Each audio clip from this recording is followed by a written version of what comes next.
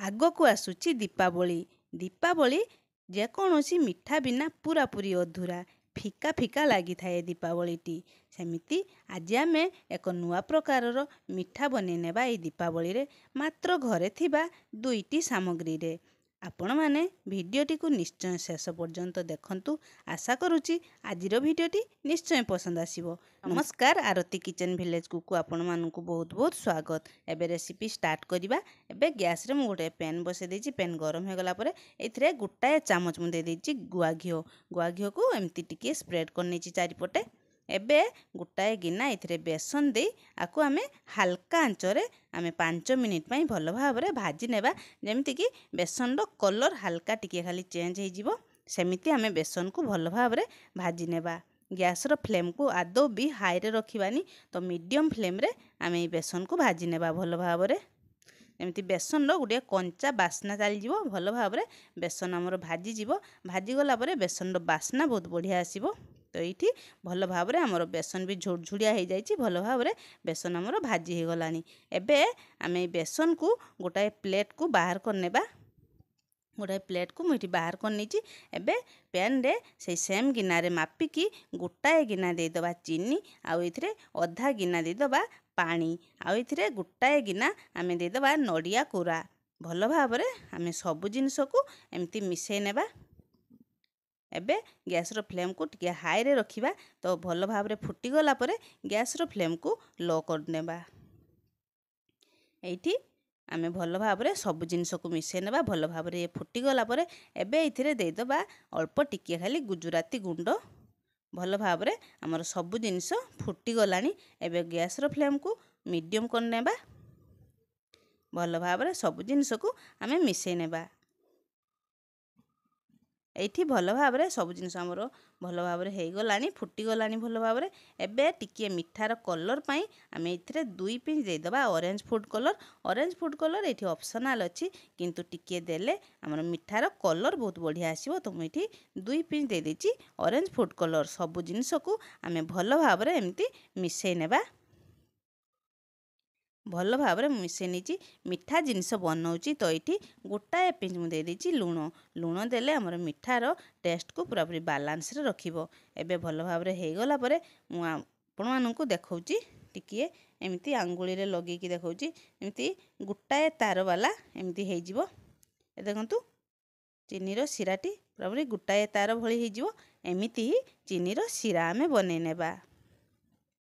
ଏବେ ଆମେ ଏଇଠି ଯେଉଁ ଭାଜିକି ରଖିଥିଲେ ବେସନକୁ ଏଇଠି ଦେଇଦେବା। ଭଲ ଭାବରେ ଆକୁ ସବୁ ଜିନିଷକୁ ଆମେ ମିଶାଇ ନେବା। ଏବେ ଗ୍ୟାସର ଫ୍ଲେମ୍କୁ ପୁରାପୁରି ଲୋରେ ରଖିବା ଏବଂ ଆକୁ ଭଲ ଭାବରେ ଆମେ ମିଶାଇ ନେବା। ଏଇଠି ମୁଁ ଭଲ ଭାବରେ ମିଶାଇ ନେଉଛି, ଯେମିତି ଆମେ ଗୋଟାଏ ଯନ୍ତଣୀ ବନେଇଥାଉ, ଯେମିତି ସୁଜିର, ଏମିତି ହିଁ ଯନ୍ତଣୀ ଭଳିଆ ଆମେ ଆକୁ ବନେଇ ନେବା ଭଲ ଭାବରେ। ଏମିତି ଭଲ ଭାବରେ ଗୋଟାଏ ଯନ୍ତଣୀ ଭଳିଆ ମୁଁ ଆକୁ ବନେଇ ନେଇଛି। ଏଇଠି କେତେ ସୁନ୍ଦର ହେଇଯାଇଛି ଦେଖନ୍ତୁ। ଏମିତି ଗୋଟାଏ ଜାଗାକୁ ଗଦା ହେଇଯିବ, ଏମିତି ହିଁ ଆମର ଦରକାର। ଏବେ ଏଇଠି ଗୋଟାଏ ମୁଁ ସୁନପାମ୍ପୁଡ଼ିର ଗୋଟାଏ ଡବା ନେଇ ନେଇଛି। ଏଇ ଡବାରେ ଗୋଟାଏ କାଗଜ ଦେଇ ମୁଁ ଟିକିଏ ଘିଅ ଲଗେଇ ନେଇଛି ଏଥିରେ। ଏବେ ଏଥିରେ କିଛି ଡ୍ରାଏ ଫ୍ରୁଟ୍ ଆମେ ଦେଇଦେବା ଏମିତି ତଳେ। ଏବେ ଏଇ ମିଶ୍ରଣରୁ ଅଳ୍ପ ଅଳ୍ପ ନେଇ ଏମିତି ସ୍ପ୍ୟାଚୁଲା ସାହାଯ୍ୟରେ ଭଲ ଭାବରେ ଏମିତି ଚାପି ଚାପି ସମାନ କରିନେବା। ଏଇଠି ଭଲ ଭାବରେ ମୁଁ ସମାନ କରିନେଇଛି। ଭଲ ଭାବରେ ସମାନ କରିନେଇ ସାରିଲା ପରେ ଆମେ ଏଇଥିରେ ଆଉ ଅଳ୍ପ ଟିକିଏ ଖାଲି ଦେଇଦେବା ଡ୍ରାଇ ଫ୍ରୁଟ୍। ଆ ଉପରେ ଅଳ୍ପ ଟିକିଏ ମୁଁ ଡ୍ରାଇ ଫ୍ରୁଟ୍ ଆ ଉପରେ ଦେଇଦେଇଛି। ଆକୁ ବି ଭଲ ଭାବରେ ଆମେ ଏମିତି ଚାପି ନେବା। ଆକୁ ଆମେ ଗୋଟାଏ ଘଣ୍ଟା ପାଇଁ ରେଷ୍ଟରେ ଛାଡ଼ିଦେବା। ଇଏ ଥଣ୍ଡା ହେଇଗଲା ପରେ ବହୁତ ବଢ଼ିଆ ସେ ସେଟ୍ ହେଇଯିବ। ଗୋଟାଏ ଘଣ୍ଟା ପରେ ମୁଁ ଆପଣମାନଙ୍କୁ ଦେଖାଉଛି କେତେ ବଢ଼ିଆ ସେ ଇଏ ସେଟ୍ ହେଇଯାଇଛି। ବହୁତ ବଢ଼ିଆ ସେ ସେଟ୍ ହେଇଯାଇଛି। ଆକୁ ଆମେ ଏମିତି ବାହାର କରିନେବା। ଇଏ ବହୁତ ବଢ଼ିଆ ସେ ବାହାରକୁ ବାହାରିଯିବ। ଏମିତି ଟିକେ ହାତରେ ଏମିତି ଟିକେ କରିନେଲେ ନା ବହୁତ ବଢ଼ିଆ ସେ ବାହାରକୁ ବାହାରିଯିବ। ଏଇ ଦେଖନ୍ତୁ କେତେ ବଢ଼ିଆ ସେ ମିଠାଟି ଆମର ସେଟ୍ ହେଇଯାଇଛି। ଏବେ ଆ ଉପରୁ ଏଇ କାଗଜକୁ ଆମେ ବାହାର କରିନେବା। ଏଇଠି କାଗଜକୁ ମୁଁ ବାହାର କରି ନେଇଛି।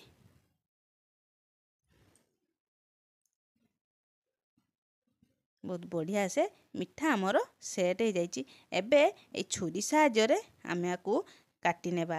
ଆପଣମାନେ ଯେମିତି ସେପ୍ରେ ବି ମିଠାକୁ କାଟି ନେବେ। ବହୁତ ବଢ଼ିଆ ସେ ସେଟ୍ ହେଇଯାଇଛି। ତ ଏମିତି ଛୁରୀରେ ଆକୁ ଏମିତି ଟିକେ ଚାପି ଚାପି ଆମେ ଆକୁ କାଟି ନେବା। ଏମିତି ଆକୁ ଆମେ କାଟି ନେବା। ଆଜିର ଭିଡ଼ିଓଟି ଆପଣମାନଙ୍କୁ ଯଦି ବି ପସନ୍ଦ ଆସେ ତାହେଲେ ପ୍ଲିଜ୍ ମୋ ଚ୍ୟାନେଲକୁ ଲାଇକ୍, ସେୟାର ଏବଂ ସବସ୍କ୍ରାଇବ୍ କରିବେ ଏବଂ ପାଖରେ ଥିବା ବେଲ୍କୁ ନିଶ୍ଚୟ ଦବାଇବେ। ତାହେଲେ ମୋର ନୂଆ ନୂଆ ଭିଡ଼ିଓ ସର୍ବପ୍ରଥମେ ଆପଣମାନଙ୍କ ପାଖରେ ପହଞ୍ଚିଯିବ। ଏଠି ମିଠାକୁ ମୁଁ ଏମିତି ଚୌକ ସେପ୍ରେ କାଟି ନେଉଛି। ଆପଣମାନେ ଯେମିତି ସେପ୍ରେ ବି ଏଇ ମିଠାକୁ କାଟି ନେଇପାରିବେ। ଏଠି ସବୁତକ ମିଠାକୁ ମୁଁ କାଟି ନେଇଛି। କେତେ ସୁନ୍ଦର ମିଠା ଆମର ହେଇଛି। ଆପଣମାନେ ଦେଖିକି ତ ନିଶ୍ଚୟ ଜାଣିପାରୁଥିବେ। ସବୁତକ ମିଠାକୁ ଆମେ ଗୋଟାଏ ପ୍ଲେଟ୍କୁ ସର୍ଭ କରିବା। ଏମିତି ସବୁତକ ମିଠାକୁ ମୁଁ ପ୍ଲେଟ୍ରେ ସଜେଇ ନେଉଛି। ଆପଣମାନେ ଏଇ ଦୀପାବଳିରେ ଏମିତିକା ମିଠା ଥରୁଟିଏ ବନାନ୍ତୁ। ଦେଖିବେ ପରିବାରର ସମସ୍ତେ ଏଇ ମିଠାକୁ ଖାଇବା ପାଇଁ ବହୁତ ହି ପସନ୍ଦ କରିବେ। ବହୁତ ହି ସହଜରେ ବହୁତ କମ୍ ସମୟରେ ବି ଏଇ ମିଠା ବନି ହେଇଥାଏ। ସବୁତକ ମିଠାକୁ ମୁଁ ଏଠି ଗୋଟାଏ ପ୍ଲେଟ୍କୁ ସଜେଇ ନେଇଛି। ଆଜିର ଭିଡ଼ିଓଟି ଆପଣମାନଙ୍କୁ କେମିତି ଲାଗିଲା ନିଶ୍ଚୟ ମୋତେ କମେଣ୍ଟରେ ଜଣାଇବେ। ପୁଣି ଆପଣମାନଙ୍କ ସହ ଆଉ ଏକ ନୂଆ ଭିଡ଼ିଓରେ ଦେଖାହେବ। ରହୁଛି ନମସ୍କାର। ଜୟ ମା ତାରିଣୀ।